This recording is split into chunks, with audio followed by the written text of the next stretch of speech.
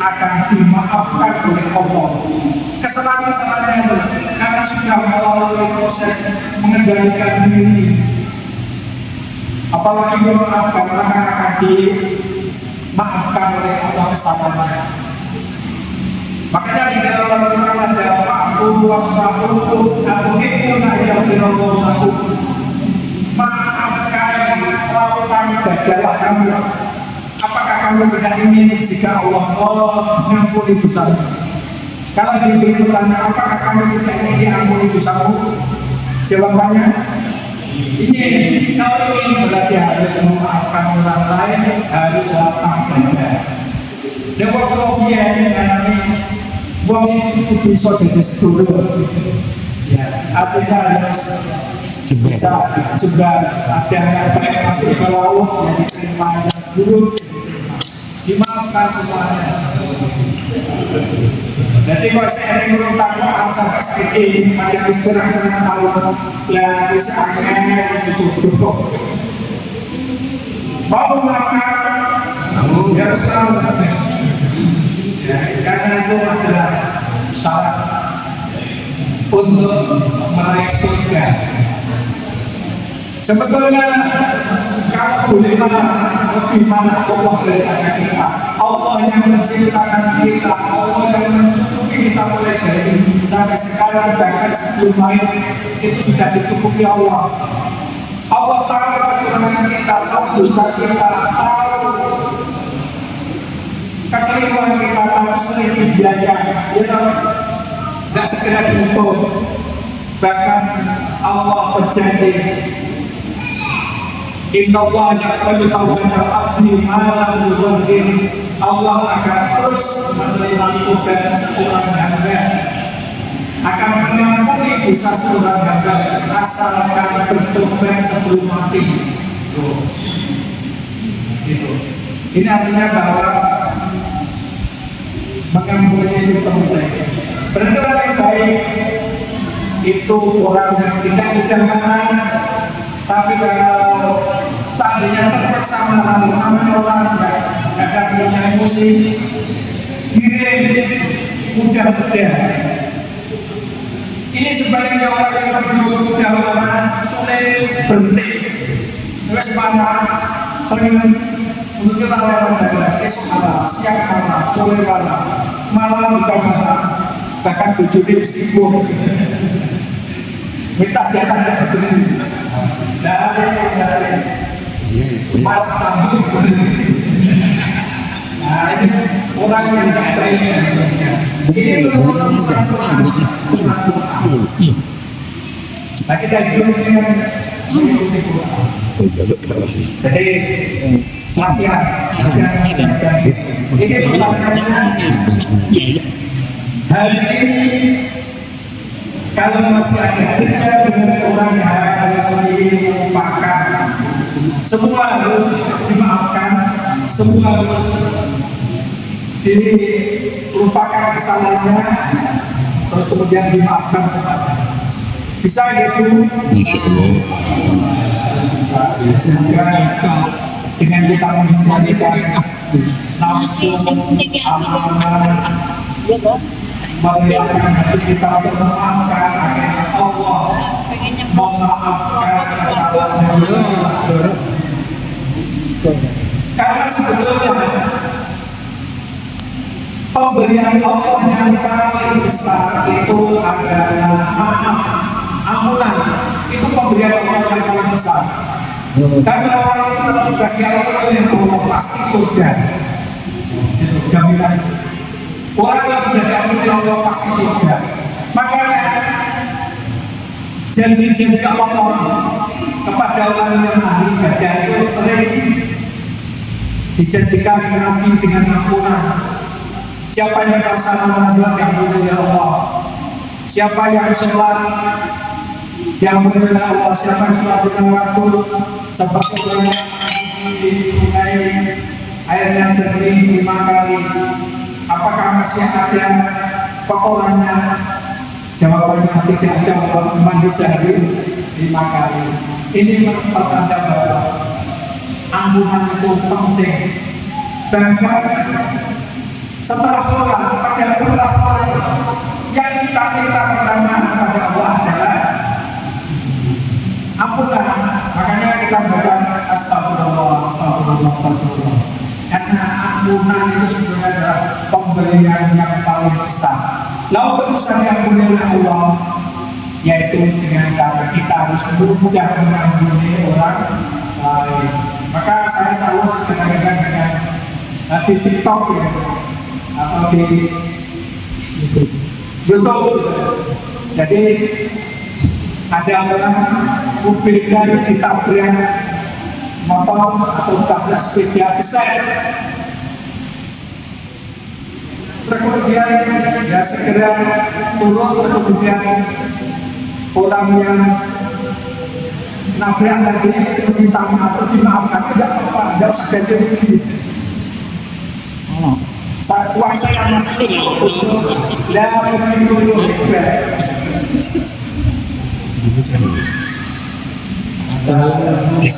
karena saya bahwa semua yang kita miliki sebetulnya adalah milik kasihan orang miskin, dia harus mengganti padahal dia belum tentu sengaja, tidak sengaja mengganti orang boleh besar. Bahkan kasih sayang kita kepada orang lain itu menyebabkan Allah menurunkan kasih sayang kepada kita.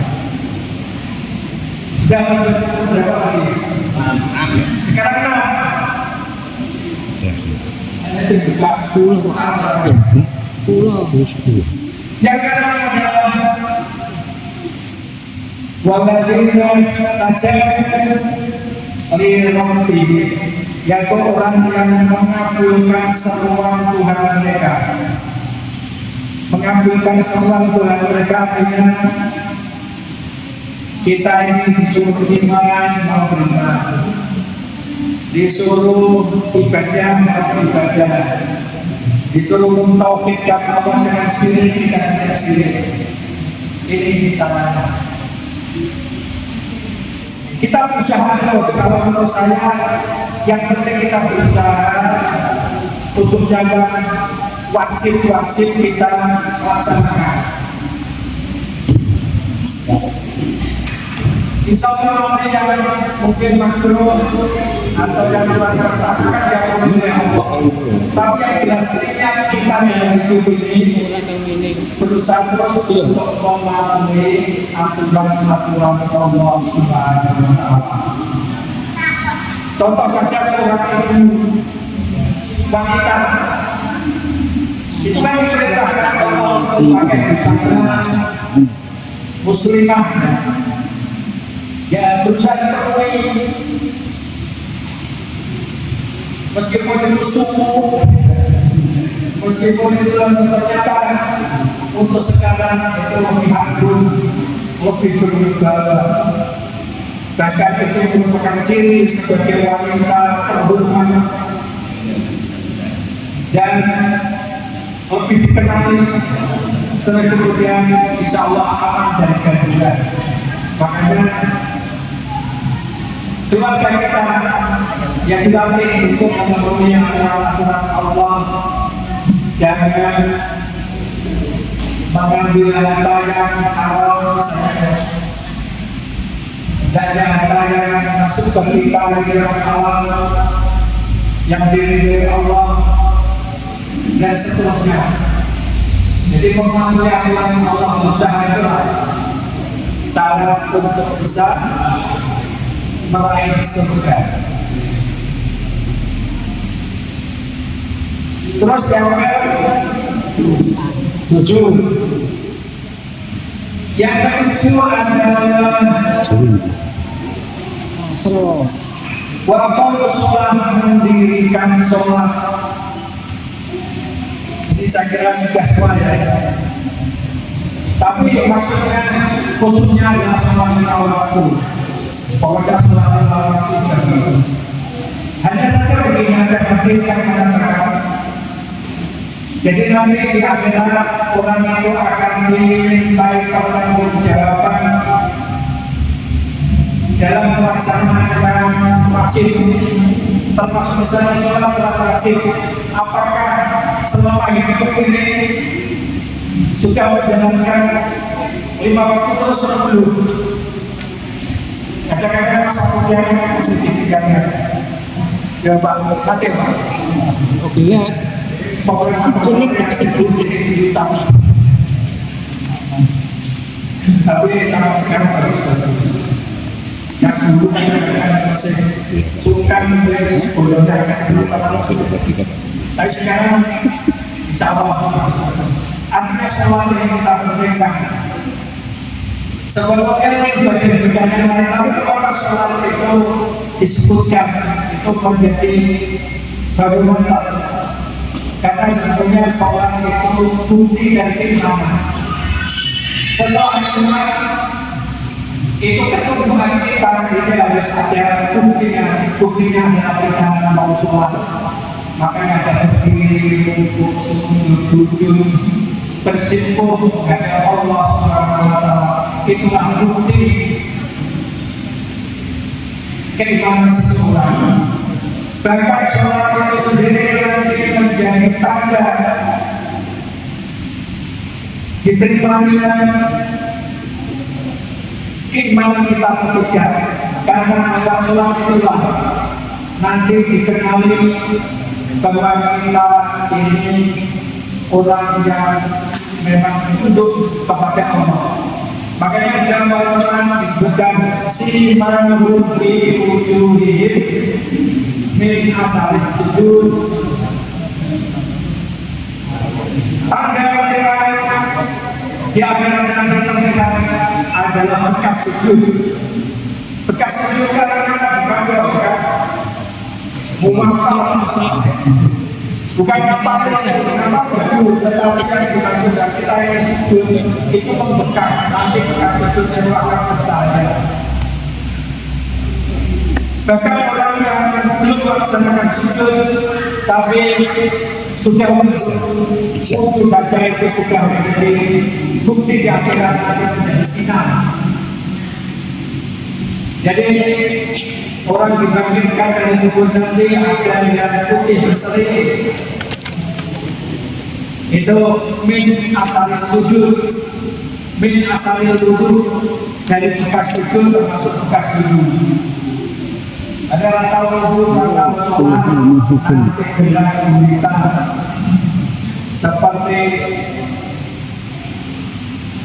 apa? Aspal, kopi, apa itu? Makanya di dalam wudhu ada wajah-wajah yang putih, ada wajah-wajah yang hitam. Isbat dan wujud, wajah dan wujud ada wajah itu yang hitam, ada wajah yang putih. Insya Allah dengan keimanan kita, kemudian wudhu sholat yang kita lakukan itu merubah diri kita menjadi orang yang berbadan putih bersih. Meskipun sekarang kita masih ngomong masih sering diri palsu. Ya semoga nanti akan berubah menjadi putih karena wudhu, karena mandi jinabat, termasuk karena sholat.